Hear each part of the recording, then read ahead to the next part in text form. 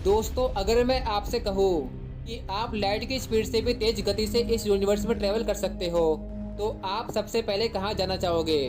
मंगल ग्रह पर, alpha century पर, या फिर किसी दूसरी गैलेक्सी में? नीचे कमेंट करके बताना। और कमेंट करते वक्त आपके मन में ये सवाल आया होगा कि भाई प्रकाश की गति से तो तेज कुछ है ही नहीं, तो फिर लाइट की स्पीड से भी तेज कैसे ट्रेवल कर सकते हैं? तो दोस्तों, जैसा कि आप सबको पता है कि लाइट की स्पीड से तेज फिलहाल कुछ भी नहीं है, लेकिन दोस्तों हम एक तकनीक की हेल्प से लाइट से भी तेज गति से चल सकते हैं, और उस तकनीक का नाम है वार्प ड्राइव। अमेरिकी स्पेस एजेंसी इस वार्प ड्राइव तकनीक पर बहुत ही तेजी से काम कर रही है। ये वार्प ड्राइव कैसे काम करता है, आज की इस वीडियो में मैं आपको इसी के बारे में बताने वाला हूँ। दोस्तों, फैक्ट यूनिवर्स में आप सभी का स्वागत है। महान वैज्ञानिक अल्बर्ट आइंस्टाइन की रिलेटिविटी थ्योरी के अनुसार इस ब्रह्मांड में कोई भी ऑब्जेक्ट जिसका अपना मास हो वो कभी भी लाइट की स्पीड से ट्रेवल नहीं कर सकता। लेकिन ये थ्योरी उन पर लागू होती है जो अंतरिक्ष में यात्रा करते हैं, लेकिन अंतरिक्ष पर नहीं। इसे आप एक एग्जाम्पल से समझ सकते हैं। जैसा कि आपको पता है कि इस ब्रह्मांड की शुरुआत 14 अरब साल पहले बिग बैंग विस्फोट से हुई थी, और तब से लेकर अब तक अगर हम ये मान के चले कि विस्फोट के बाद ये ब्रह्मांड चारों तरफ समान रूप से लाइट की स्पीड से भी फैला होगा, तो आज इसका डायमीटर 28 अरब लाइट ईयर से ज्यादा नहीं होना चाहिए। अगर लाइट की स्पीड से भी फैला होगा तो, लेकिन एस्ट्रोनॉमी कैलकुलेशन के अनुसार इसका डायमीटर 93 अरब लाइट ईयर है। तो इसका सीधा सा मतलब है कि अंतरिक्ष के फैलने की गति प्रकाश की गति से भी तेज है। यानी कि अल्बर्ट आइंस्टाइन का रिलेटिविटी का सिद्धांत खुद अंतरिक्ष पर लागू नहीं होता। मतलब अंतरिक्ष लाइट से भी तेज गति से फैल भी सकता है और सिकुड़ भी सकता है। यानी कि लाइट की स्पीड से चलने वाला यान बनाने की बजाय अगर हम ऐसा यान बनाएं जो कि अपने पीछे के स्पेस को लाइट की स्पीड से फैलाए और आगे के स्पेस को उसी स्पीड से संकुचित करे, तो हमारा यान असल में बिना चले ही लाइट से भी 3 गुना स्पीड से अपने डेस्टिनेशन पे पहुंच जाएगा। आप इसे MIT के एक एग्जाम्पल से समझ सकते हैं। मान लीजिए इस ओर हमारी पृथ्वी है और दूसरी ओर एक ऐसा ग्रह जहाँ पर हमें जाना है जो कि हमसे काफी दूर है, और ये बीच की जगह स्पेस है। अब हमारे यान ने चलना शुरू किया। अब हम जब इसके पीछे मौजूद स्पेस को फैलाए और इसके आगे मौजूद स्पेस को संकुचित करें, तो हमारा यान बिना कोई एफर्ट लगाए ही काफी कम समय में अपने डेस्टिनेशन पे पहुंच जाएगा।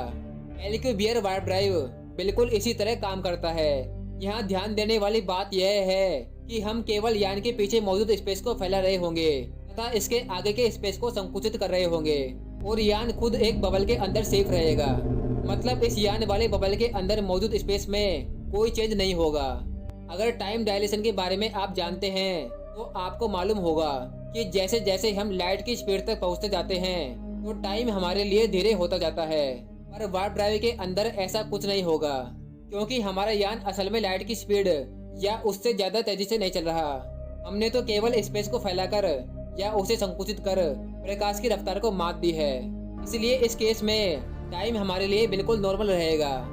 आई होप कि अब तक आप समझ गए होंगे कि वार्प ड्राइव कैसे काम करता है। चलिए अब जानते हैं कि क्या ऐसा करना एक्चुअल में संभव है।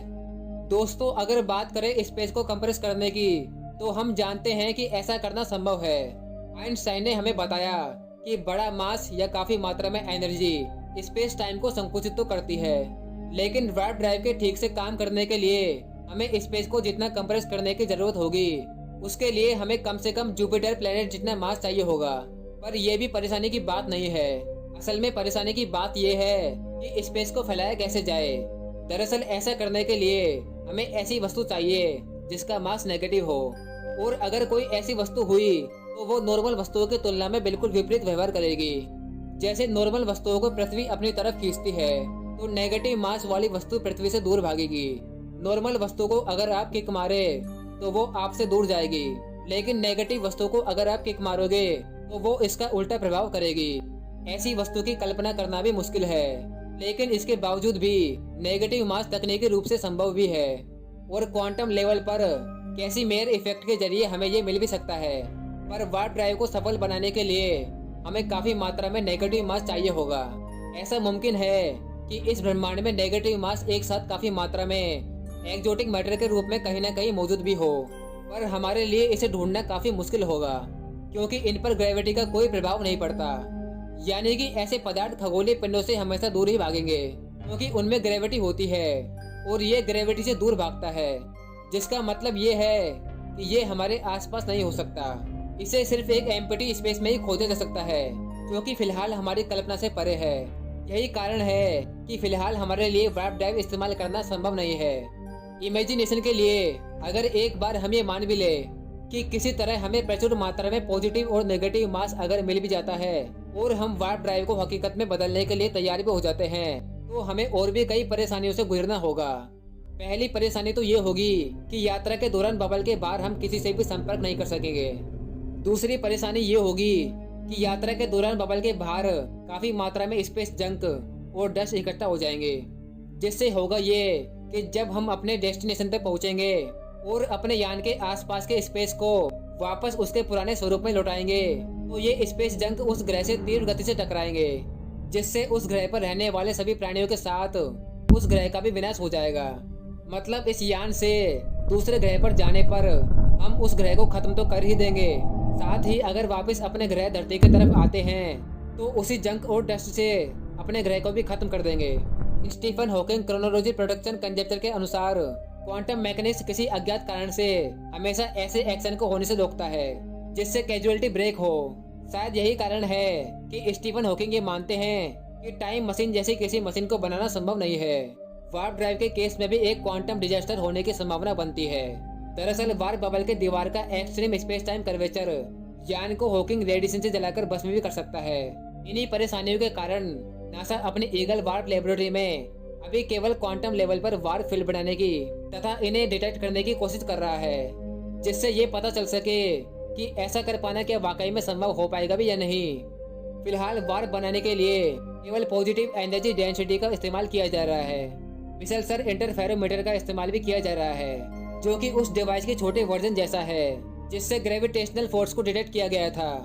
ये डिवाइस क्वांटम लेवल पर वार्प फील्ड के कारण स्पेस में हुए हर छोटे से छोटे बदलाव पर नजर रखता है। क्वांटम लेवल पर वार्प फील्ड बनाने में नासा को थोड़ी सफलता हाथ भी लगी है, पर बड़े लेवल पर वार्प ड्राइव को संभव बनाने में अभी कम से कम 100 से 200 साल और लगेंगे। मतलब अभी तो नहीं, लेकिन भविष्य में वार्प ड्राइव को हकीकत में बदलना संभव तो लग रहा है। उम्मीद करता हूँ कि आपको ये वीडियो अच्छी लगी होगी। वीडियो अच्छा लगे तो लाइक जरूर करना और अगर चैनल पर नए हो तो सब्सक्राइब जरूर करना। साथ ही बेल आइकन को भी प्रेस कर देना ताकि आपको हमारी आने वाली वीडियोस की नोटिफिकेशन सबसे पहले मिल सके। Thanks for watching this video.